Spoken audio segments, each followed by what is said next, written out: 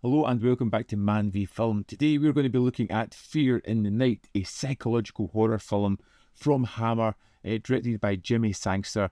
That is just absolutely wonderful. Feels like Hitchcock, feels like a proto-giallo, and really kind of leans in to the atmosphere of this wonderful thriller. This is a Hammer horror film, but it's not as you know it. It kind of swaps out the gothic castles, replaces that with a empty boarding school where we have psychological teardown of somebody, we have that breaking down, we have the gaslighting, we have this creeping paranoia and unsettling nature that something is just not quite right going on within this abandoned, it seems, boarding school. Bonds and bonds, Caleb's high drops.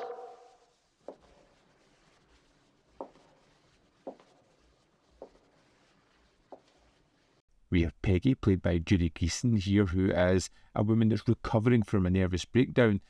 She has been attacked by a mysterious one-armed man, and soon after that moves in with her husband at an isolated boarding school, which is empty, it's eerie, and is watched over by the unsettling presence of Peter Cushing, who's playing the headmaster. And there's one other character here as well, his wife, played by Joan Collins, who is stealing every single scene that she appears in.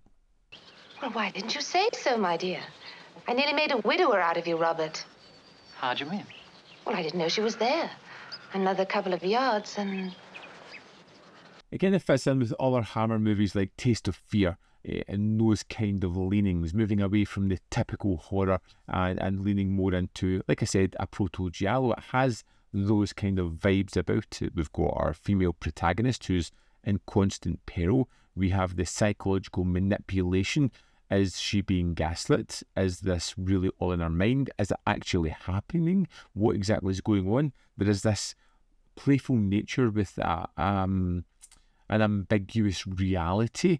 We're never quite sure what is real and what is not, and you can kind of feel the influence of the European thriller starting to be drawn in here. I really like the fact that Jimmy Sangster is directing here. You know, he is someone that we know has been involved with a lot of Hammer movies, and going into this one, it feels like something that could have been a lower budget. He's got a good cast together. He really ekes every bit of atmosphere out of this possible. The fact that we've got this vast open spaces within this boarding school is just a wonderful setting. Add into that recordings of children in a dining hall, in a classroom, that just echo and reverb around the whole place. It just feels wrong. Peter Cushing is excellent in a role that's limiting and something very different from him. Almost from the moment you see him, there is a quiet, unsettling nature about the man. He just seems to be in a world of his own. He's moving through this world, doing his own kind of thing and marching to the beat of his own drum, and it's a little off. To me, teaching has always been a sort of hobby. I like it, you see. I like to see my boys get a good start in life. Yes.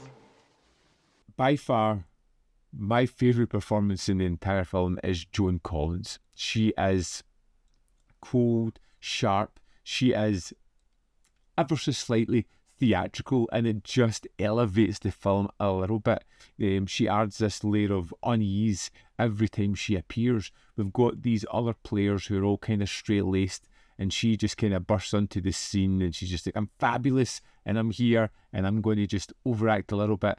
And it just lifts the film up ever so much. You know, it just needed that little something, that little spark of something weird to just raise it. And I really appreciate that. I do really like the idea of gaslighting, of isolation, of control. That is a strong thematic that's coming through in the film. It's always something that I enjoy seeing in films when it's done right. Here, it's done incredibly right. There is a kind of cruelty in how Peggy is treated. Is she being attacked? Is it being imagined?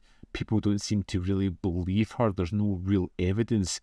And she becomes constantly nervous, constantly on edge throughout the film. Did you catch him? Catch who? He was in the bathroom. He was waiting for me. There was no one here, dear. Add into that, she's stuck within this world of isolation. It's a near empty school.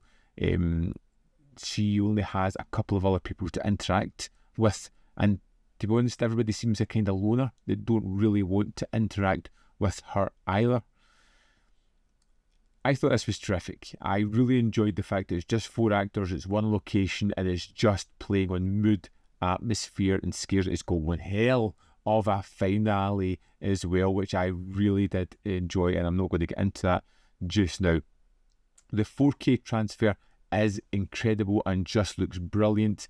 You get a Blu-ray included. There is a 64-page book, a couple of posters as well, and there's new and exclusive as well as archival extras included on the disc, which we're going to jump into now and have a look at.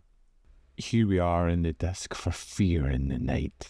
Let's go to the extras. We have The Fragile Mind. Kim Newman explores fear in the night, which is 26 minutes, 20 seconds. And he looks at Jimmy Sangster, how it got him to direct this film, where he was in his career and where Hammer were situated, and then goes on to talk about the film itself. We have an audio commentary with co-writer, producer, director Jimmy Sangster and the Hammer film historian Marcus Hearn. Then we have an audio commentary with film historian Troy Howarth.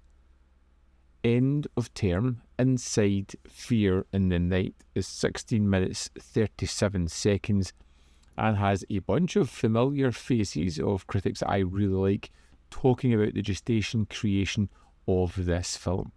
There is a stills gallery and theatrical trailer.